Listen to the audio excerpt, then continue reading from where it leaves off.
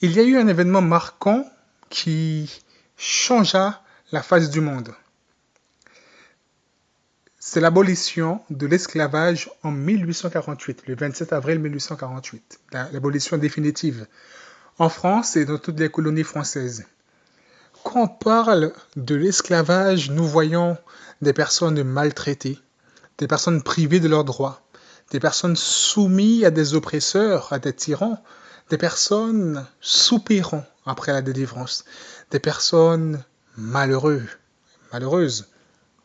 des familles privées de leurs parents, des enfants privés de leurs parents, des maris privés de leur épouse, des épouses privées de leur mari, des familles complètement déchirées par cette situation, cette condition d'esclavage permanent.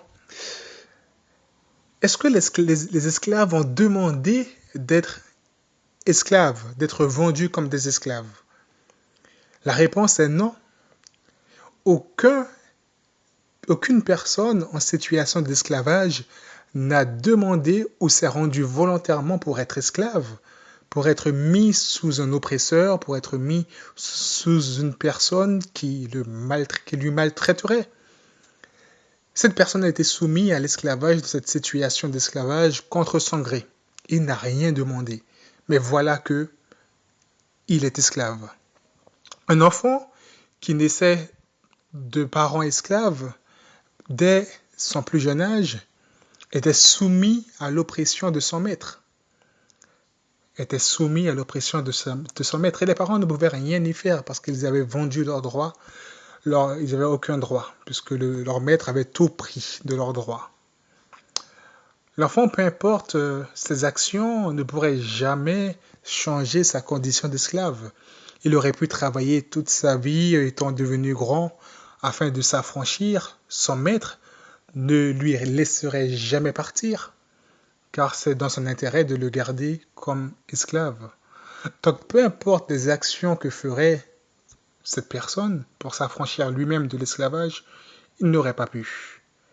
Il n'aurait pas pu. Pour qu'il soit affranchi, il faut que quelqu'un d'autre intervienne en sa faveur, car il se trouve dans cette situation que son destin est scellé. Il voit que la mort est devant lui. Il voit qu'il mourrait en tant qu'esclave. Et s'il fait des enfants, s'il osait avoir des enfants, il plongerait ses enfants de cette condition d'esclave. Le destin était sombre. Aucune espérance pour lui, car il connaissait très bien sa condition d'esclave. Mais en 1848, voilà qu'une personne se présente et annonce un décret qui changea la face du monde. Que tous les esclaves sont affranchis et qu'il est interdit dans toutes les colonies françaises et la France de faire des traites négrières, de vendre une personne en tant qu'esclave. Cette annonce a été une véritable libération pour ces personnes de cette condition.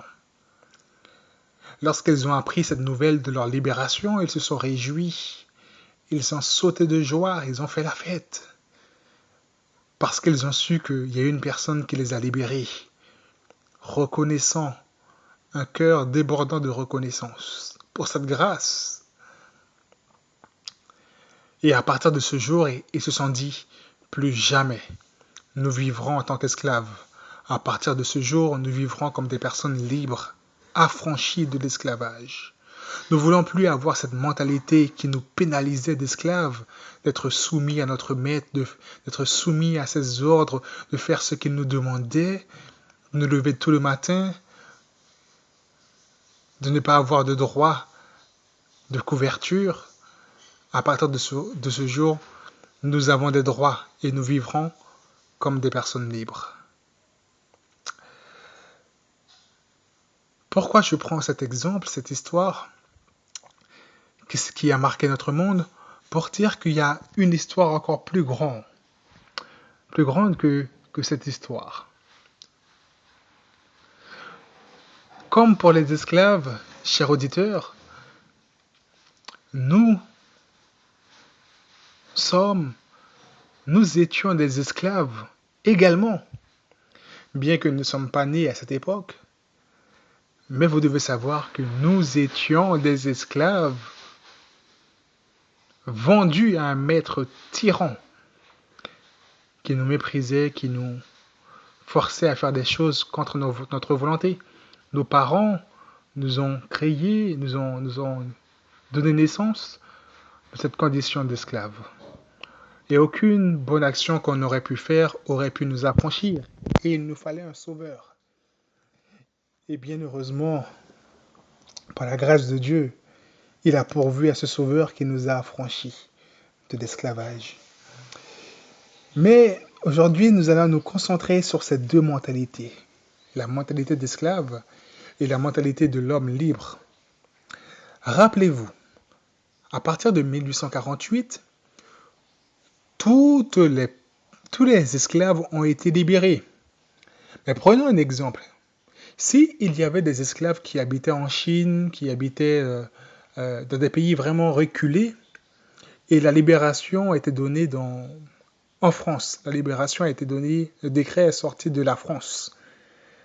Mais à l'époque, supposons qu'il n'y avait pas d'avion, il n'y avait pas de radio, il n'y avait pas de télévision pour pouvoir communiquer la nouvelle aussi rapidement. Donc il fallait que des personnes prennent le bateau, puissent faire des longs kilomètres pour arriver au pays pour dire à ces personnes qu'ils sont libérés. Mais entre-temps, que le décret a été fait pour le monde entier, tous les esclaves du monde entier ont été affranchis. Tous les esclaves du monde entier sont libres. Mais ce n'est pas tous les esclaves qui sont au courant de ce décret qui les considère, qui les déclare libres, affranchis de l'esclavage. Donc, cet esclave qui est affranchi mais ne le sait pas qu'il est libre, eh bien, dans sa tête, il va toujours fonctionner comme un esclave parce qu'il ne sait pas qu'il est libre. On ne lui a pas dit qu'il est libre. Donc il va se réveiller très tôt, travailler durement pour son maître, alors qu'il n'est plus soumis à ce maître. Et le maître, profitant de l'occasion de son incrédulité ou de son ignorance, le maître profitant de cette occasion, il dit « Ah, cet esclave-là ne sait pas qu'il est libre, donc je vais en profiter pour le martyriser davantage. » Le maître profite de l'occasion. Sachant qu'il n'a plus aucun droit sur l'esclave, mais vu que l'esclave est ignorant de sa liberté, il en profite pour lui faire des choses alors qu'il n'a aucun droit.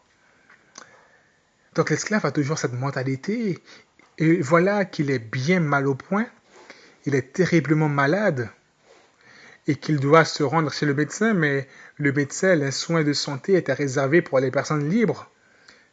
Mais il est libre, mais rappelez-vous qu'il ne sait pas qu'il est libre, parce qu'aucune personne n'est venue le voir encore pour lui dire qu'il est libre.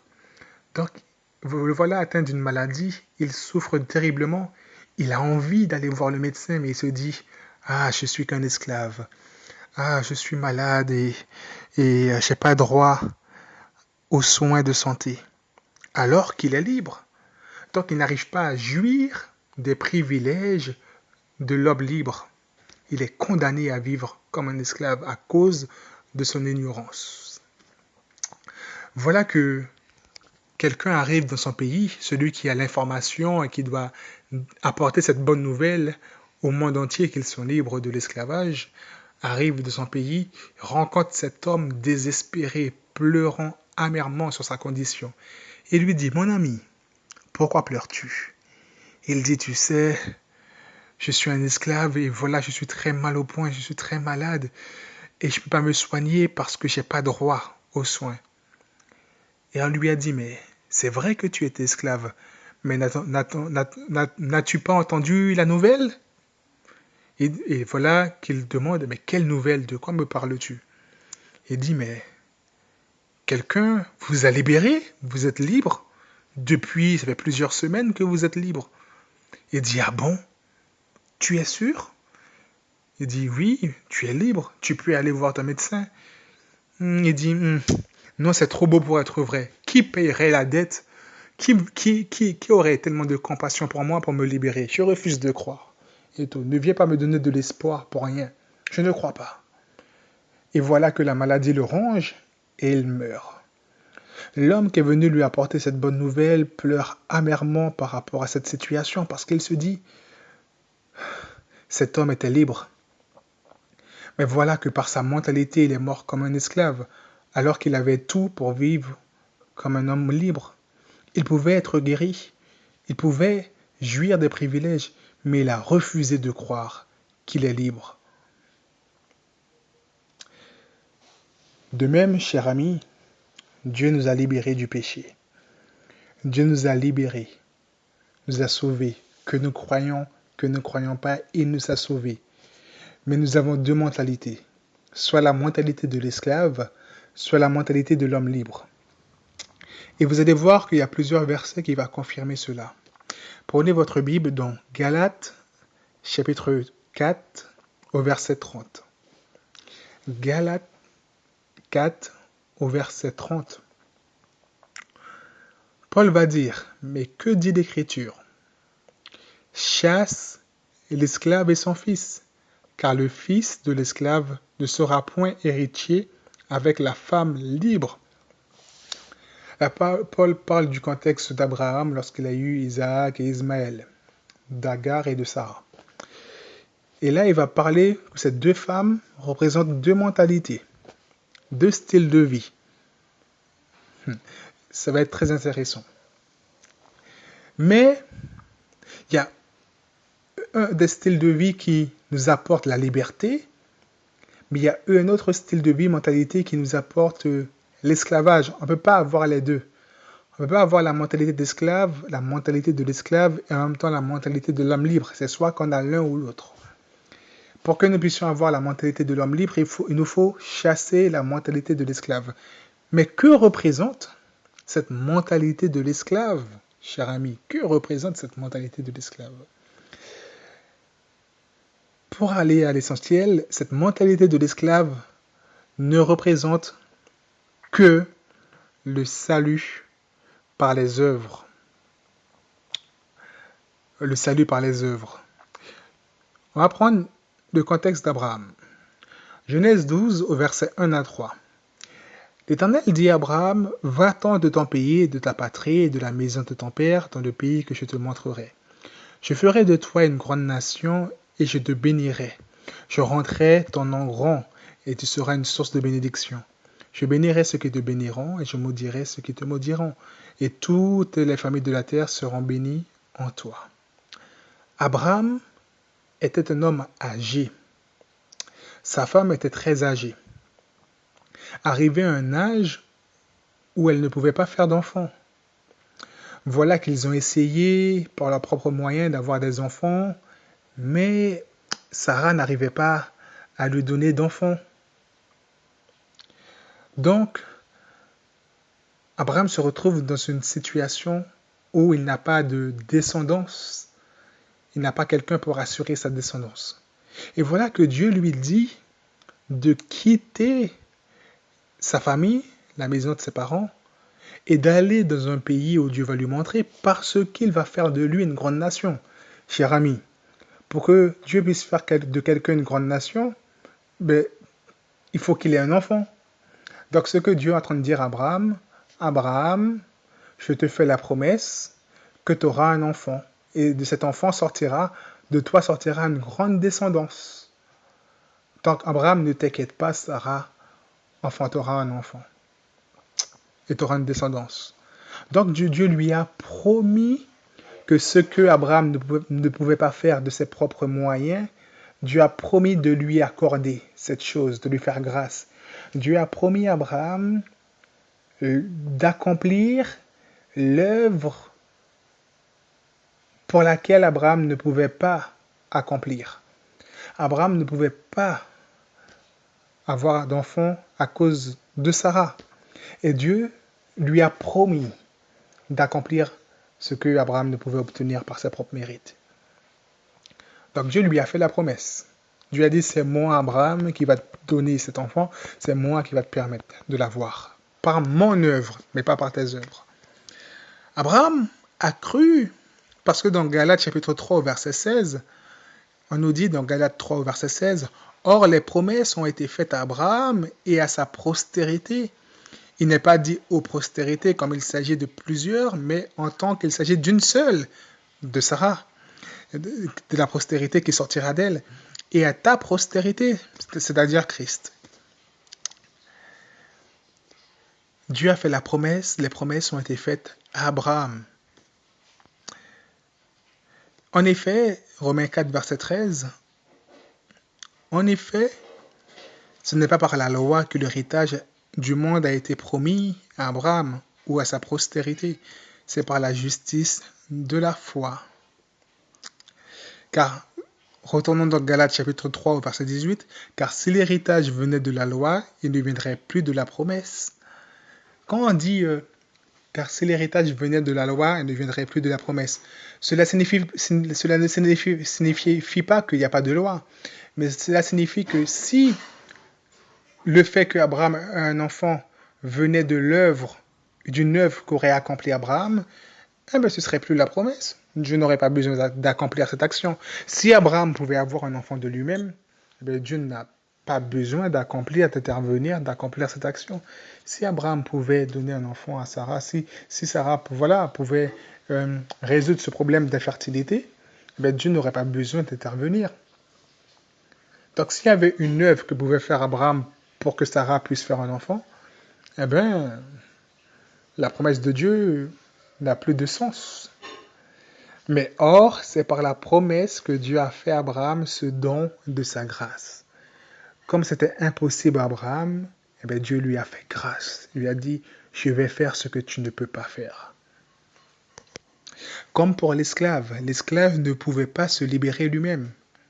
C'était impossible, parce que s'il y avait une action que l'esclave pouvait faire pour se libérer, depuis longtemps, il allait s'affranchir. Mais il n'y a rien qu'il pouvait faire pour se libérer. Mais Dieu lui a fait grâce. Dieu lui a accordé le don de la grâce. Tu as fait pour lui ce qu'il ne pouvait pas faire lui-même. Et Hébreux 6, verset 15 nous dit, et c'est ainsi qu'Abraham, ayant persévéré, obtint l'effet de la promesse.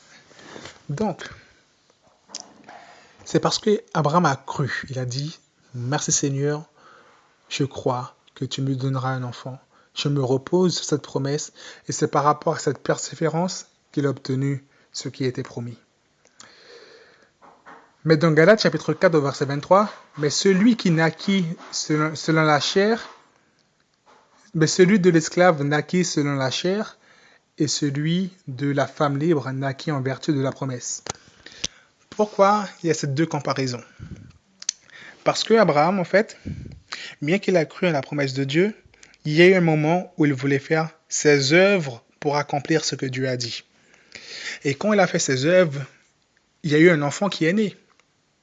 Mais la Bible appelle cet enfant, cette action, l'esclave, le fils esclave. L'esclave naquit selon la chair. On parle de cet enfant, l'esclave. Mais pourquoi l'esclave? Parce que celui qui est né selon la chair, il n'est pas né selon la promesse. Ça veut dire qu'Abraham ne s'est pas confié en la promesse de Dieu, mais il a cherché d'accomplir la promesse par ses propres moyens. Il a tenté d'accomplir lui-même ce que Dieu a promis. Et à ce moment-là, il était dans l'esclavage. Ses enfants est né en tant qu'esclave. La Bible appelle la mentalité de l'esclave. La mentalité de l'esclave, c'est vouloir accomplir soi-même ce que Dieu a demandé de faire. C'est la mentalité de l'esclave. Dieu m'a dit d'obéir, mais Seigneur, je veux obéir pour être sauvé, pour pouvoir avoir ça, pour pouvoir avoir ci, par notre propre mérite, mentalité de l'esclave. Donc, qu'est-ce qu'il va faire Abraham par rapport à ça? Quand vous lisez l'histoire d'Abraham, vous continuez dans les chapitres qui vont suivre, vous allez voir qu'Abraham, à un moment donné, il va écouter les conseils de sa femme Sarah. Sarah va venir voir Abraham, va lui dire, écoute, entre le moment où Dieu a fait la promesse, il y a eu pas mal d'années qui se sont passées. Pas mal d'années qui se sont passées et la promesse ne s'est pas encore accomplie. Nous allons trouver une solution, réfléchissons à une solution, nous allons aider Dieu. Tu vois, peu importe. Au final, Abraham, que tu aies un enfant avec Agar ou que tu es un enfant avec moi, au final, dans le fond, la promesse sera accomplie parce que tu auras quand même une descendance. Donc ça revient à la même chose. Donc ça n'a pas vraiment d'importance, tu vois, Abraham. Donc écoute ce conseil, va vers Agar, fais-lui un enfant et comme ça la promesse va se réaliser. Abraham a estimé que cette promesse, ce conseil était bon. Il a écouté, il est allé vers sa servante Agar et lui a fait un enfant. Mais Dieu n'a pas considéré cette action. Dieu a dit, Abraham, ce que tu as fait, je ne t'ai pas demandé de faire. Tu as voulu réaliser la promesse par tes propres œuvres. Ça, je ne reconnais pas ça. Je ne reconnais pas ça. Ça n'a aucune valeur devant mes yeux. Ça, c'est la mentalité de l'esclave. Ça n'a aucune valeur. Ce n'est pas par tes œuvres que je vais accomplir la promesse. Donc, ton fils Ismaël, ce n'est pas lui par lequel le Messie sortira. Ce n'est pas lui, la grande descendance. Car ce sont tes œuvres à toi. Je ne les reconnais pas. Mais je vais te donner, je vais accomplir ma promesse. C'est par ma promesse que je vais faire sortir la descendance que je t'ai promis. Et c'est là que vous allez voir que quand on dit dans Galates chapitre 4 verset 23, mais celui de l'esclave naquit selon la chair. Selon la chair, ça veut dire selon la mentalité de l'esclave. Je veux aider Dieu par mes propres mérites. Voilà, je veux obtenir la promesse par mes propres forces. Je veux faire ci pour quelque chose. Mais celui de la femme libre naquit en vertu de la promesse. Deux opposés. La femme libre, l'enfant libre, c'est celui qui dit « Seigneur, merci d'avoir accompli toi-même, sans ma participation, ta promesse envers moi. Merci de m'avoir libéré. Merci. » Il n'est pas dans une attitude de faire les choses pour être eux, mais il est dans une attitude de reconnaissance pour ce qu'il est. Deux mentalités différentes. Et c'est pour ça que, cher ami, j'ai pris cet exemple de l'esclave. Est-ce que vous savez que Christ vous a libéré de l'esclavage à la croix? Est-ce que vous savez que Christ est mort pour vous et que vous êtes mort en lui et que la dette a été payée et que vous n'êtes plus esclaves mais que vous êtes tous libres, que vous croyez ou non? Mais vous devez faire un choix. Vous devez chasser cette mentalité de l'esclave. Cela veut dire que ne cherchez pas à faire des œuvres pour être sauvé, car vous êtes déjà sauvé en Christ. Mais vivez pour qu'on puisse vous reconnaître que vous êtes des personnes libres. Dans Galates chapitre 5, à partir du verset 19 jusqu'au verset 22, l'apôtre Paul nous dresse une liste environ de... Voilà que un messager se rend dans un pays rempli d'anciens esclaves qui sont libres et se promène dans la rue et il voit certaines personnes dans les champs de canne sous le soleil chaud, sous le soleil en train de transpirer, souffrir, des personnes au bord des rues malades mais qui refusent d'aller voir un médecin, de jouir de leurs droits pour aller voir un médecin. Et il poursuit sa visite du pays et constate des personnes humiliées, des personnes qui s'habillent avec les tenues traditionnelles des esclaves. Et il continue son chemin et voit plusieurs personnes se comporter comme des esclaves. Mais il se dit, mais il ne comprend pas. Il n'arrive pas à comprendre.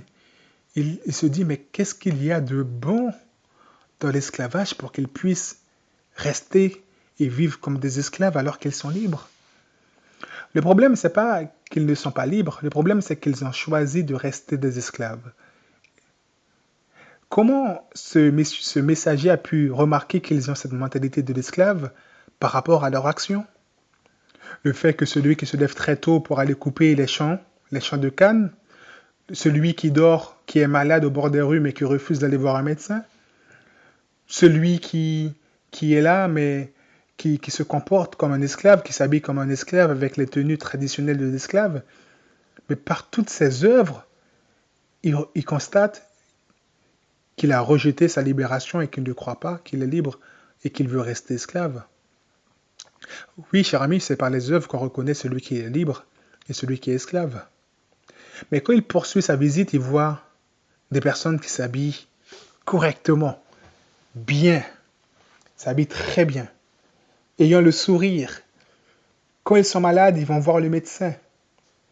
Des personnes qui ne sont plus dans les champs de canne à sucre, mais qui sont en train de travailler dans les postes réservés pour les hommes libres.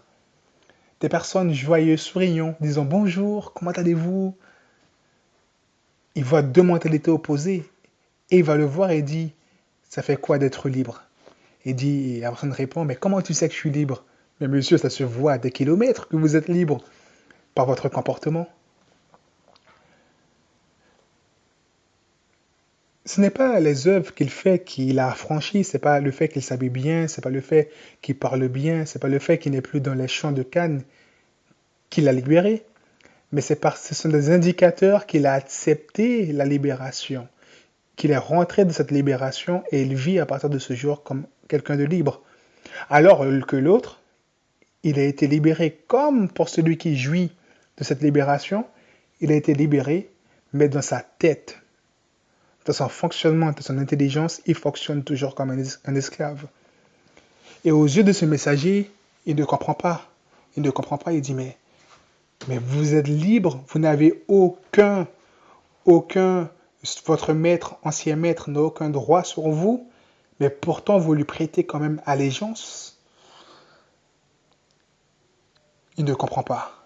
Il ne comprend pas. De même, cher ami, Dieu n'arrive pas à comprendre. Dieu n'arrive pas à comprendre qu'il vous a tous libérés. Croyant que vous croyez ou pas, il n'arrive pas à comprendre qu'il vous a tous libérés. Il vous a tous sauvés, mais que par votre comportement, votre mentalité, que vous rejetez cette libération parce que vous préférez rester en esclave.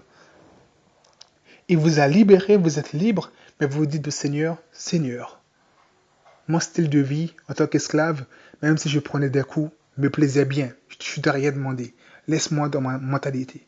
Il ne comprend pas. Il ne comprend pas. Comme le messager qui arrive, tout le monde est libre. Mais malgré ça, il rejette, il piétine cette liberté pour rester en tant qu'esclave. Ils préfèrent, quand ils sont malades, mourir de leur maladie que d'aller voir un médecin. Je n'arrive pas à comprendre. Il ne comprend pas. Il ne comprend pas. Et c'est pour ça, cher ami, j'aimerais vous dire en ce jour, par cette illustration, et si vous voulez plus d'informations, il y aura d'autres études à ce sujet, mais que vous êtes libre au Seigneur, que vous êtes libre quand Christ est mort, il vous a libéré de l'esclavage. Tout le monde entier, la race humaine a été affranchie de l'esclavage.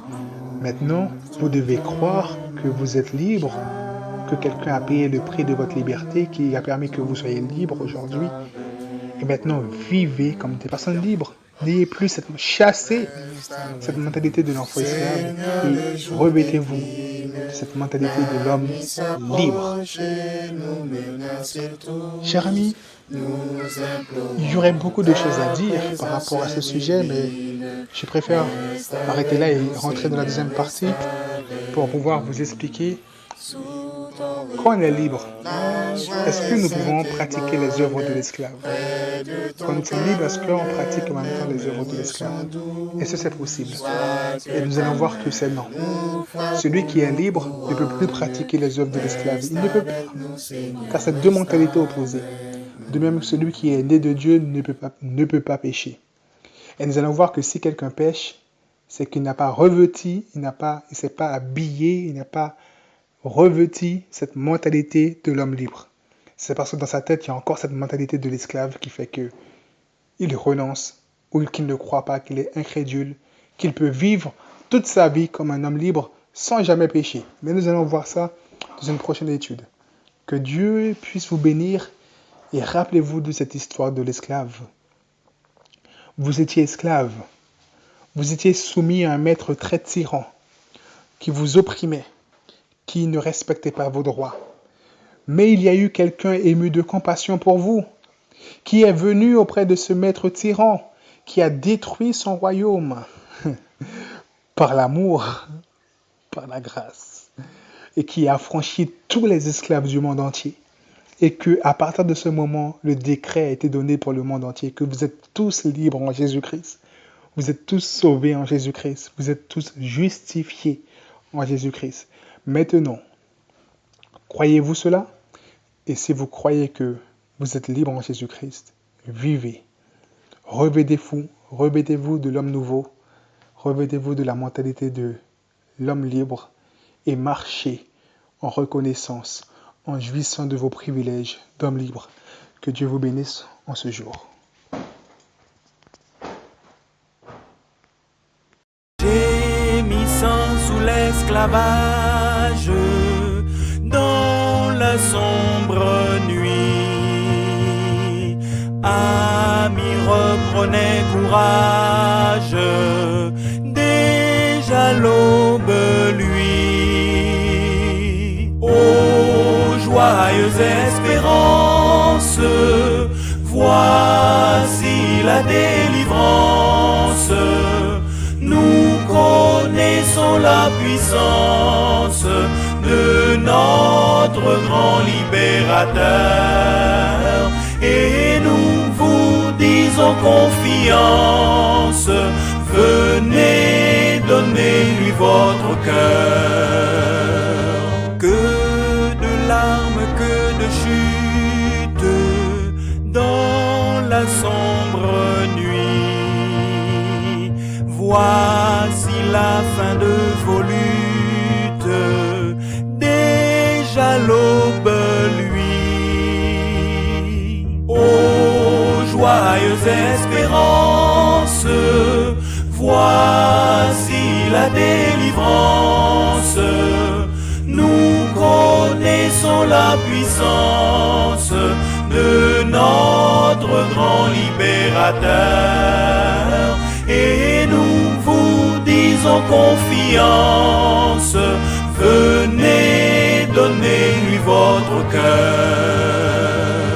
Prenant en dégoût la vie, cœur découragé, que pourrait votre énergie, pauvre naufragé? Ô joyeuse espérance, voici la délivrance.